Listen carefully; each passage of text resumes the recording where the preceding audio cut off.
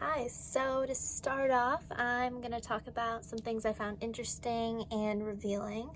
I definitely found the way in which Dionysus was treated when his identity as a god was not revealed. I feel like that shows a lot about society, and then with that, the prevalence of gods in society. I found that interesting with the divide between the believers and the non-believers, and then all of their willingness to go dance in the mountains. I found that a bit strange, especially trying to envision that in today's society. Some values I thought that were well represented in this dramatic world were, first, the strong belief in the gods. I just felt there was less priority in oneself and a much stronger reliance on pleasing the gods. As an example, Tiresias details how the old men felt as though they were going to fall over, but in an act to please the gods, they were still going to go dance in the mountain and hold each other up if necessary. And I feel like this really just exemplifies the lack of care in regards to personal well-being when it comes to the desires of the gods. And similarly, towards the end of the play, when the chorus says Pentheus should die for not believing, this further proves their trust and devotion to the gods. Another value is the struggle and desire for power. You can see this in Dionysus and Pentheus. In Dionysus's case, you see his want for power and to be loved. He comes to Thebes to gain this and to be worshipped.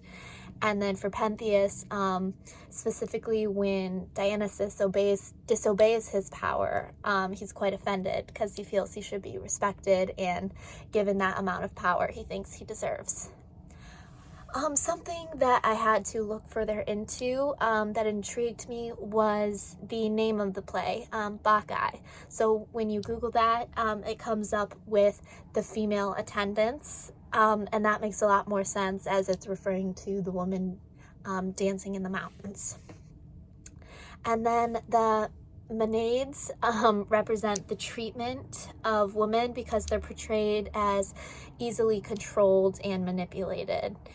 And then Pentheus gives me mixed views on whether he views these women as strong or simply as controllable objects. But then it's definitely very clear that within society, men are viewed as far more capable than women.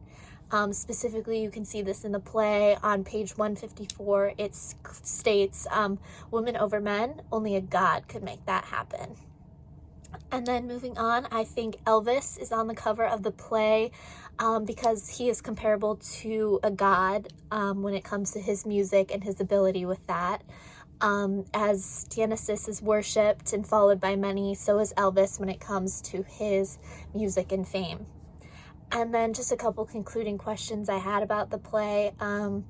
These are minor. Why was Dionysus referred to as thunder? And why does Dionysus refer to himself in the third person?